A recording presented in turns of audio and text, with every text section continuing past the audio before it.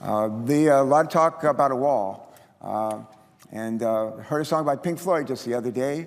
All in all, just another brick in the wall. And there's someone who want to build a wall, a president, on our southern border with Mexico. It's about 2,000 miles between Pacific Ocean and the Gulf Coast.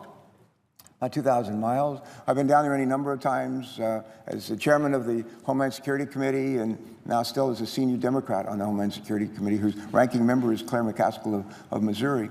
But I've been not on every square inch and on every mile of the border with Mexico. But I can tell you this, there's some places on the border of Mexico where a wall makes some sense. And there are, frankly, a lot of places where it doesn't, including where you've got hundreds of miles of river, where it just doesn't make any sense.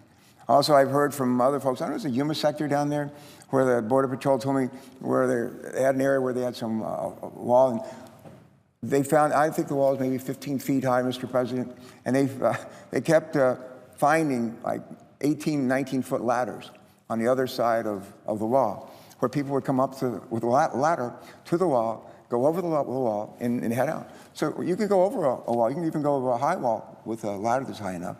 And then a lot of that's been done. You can go under a wall and tunnel up. A lot of people try to get it into the Mexico or out of Mexico into the U.S. by tunneling under a wall. As it turns out, walls in some places make sense. Fences in some places make sense. Boats in some places, like on a river that happens to be our border, the Rio Grande, our border with Mexico. Boats make sense. Sometimes fast boats, really fast boats, make sense. Sometimes it makes sense to build a ramp so you can get boats in the water in the different places. Sometimes it makes sense to build a road on our side of the border to give us mobility. Sometimes it makes sense to put surveillance equipment in drones. Sometimes it makes sense to put surveillance equipment in helicopters. Sometimes it makes sense to put surveillance equipment in fixed-wing aircraft. And you don't send them out just with binoculars to try to find people.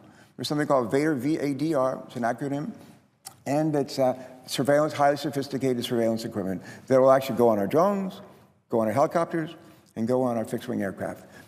What's so special about this? You can see at night. It'll allow us to see dozens of miles into Mexico at night, through fog, through rain. And we have those systems, and what do we need to, rather than just send out aircraft or drones or whatever without that kind of surveillance equipment, let's put the surveillance equipment on it. That makes a lot more sense than building a wall, a 2,000-mile wall. Other things that make sense are surveillance towers. We have them go 100 feet up in the air, 200, 300 feet. Some of them are mobile, some of them are stationary. We have motion detectors.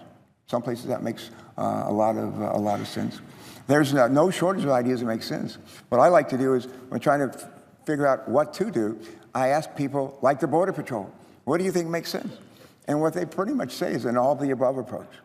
We have an all-of-the-above approach in energy, and if we're smart about securing our border in Mexico, and I think we've gotten smarter as we've gone along. We certainly have a lot more people down there than we had before. We had like 20,000 people, our men and women of the Border Patrol. They work hard, do a good job. But it's an all-the-above approach. So I wanted to get that off my chest.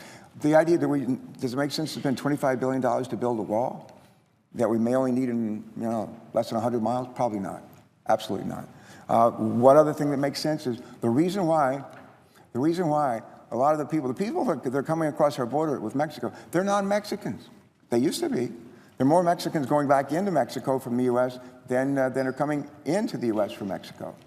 The place where a lot of the illegal immigration is coming from is three countries: Honduras, Guatemala, and Salvador. Honduras, Guatemala, and Salvador. And here's why they come: because they live lives of desperation. They live lives without economic hope, economic opportunity, murder and mayhem. Some of the highest murder rates in the world. I think El Salvador, I don't know if we have the numbers here, but here's the three countries here: Honduras, Guatemala, and Salvador. And there you have a number of different routes that they take up here, mostly coming into the U.S. right here. They don't so much go over to El Paso, or certainly don't head over here on land to get in on the western side of our border. But some of them try to come by air, but mostly it's it used to be by train, mostly now by land. And they're dangerous missions. But the reason why they come is because there's not much hope there.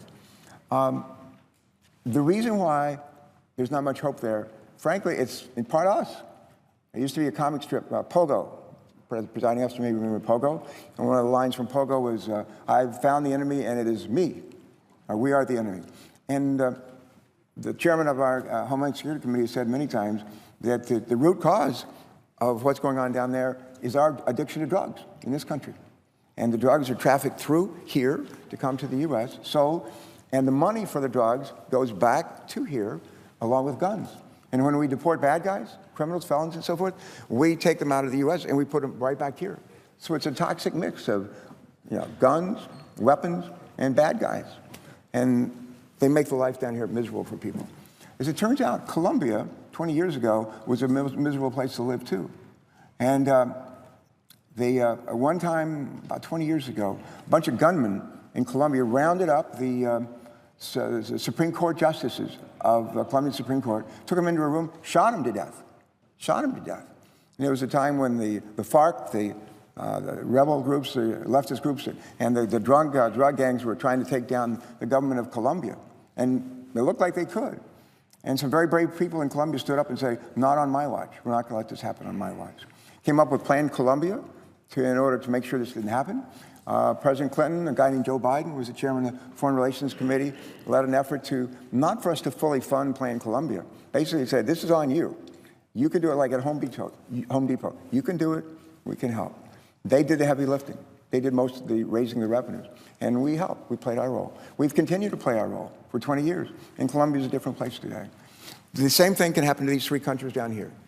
We've said to them, again, Joe Biden playing a significant role as vice president. I hope I was helpful, Jay Johnson, our former Secretary of Homeland Security, and others as well. And these folks in these three countries came up with something they call the Alliance for Prosperity. It's really like Plan Colombia, very much like Plan Colombia. Find out what works, do more of that. Plan Colombia's work. So they're trying to approach like this down here. And the idea is to restore the rule of law, to focus on infrastructure, to focus on making their government work and being effective, and to really tamp down on the corruption that they have there, the extortion that goes on to the small businesses.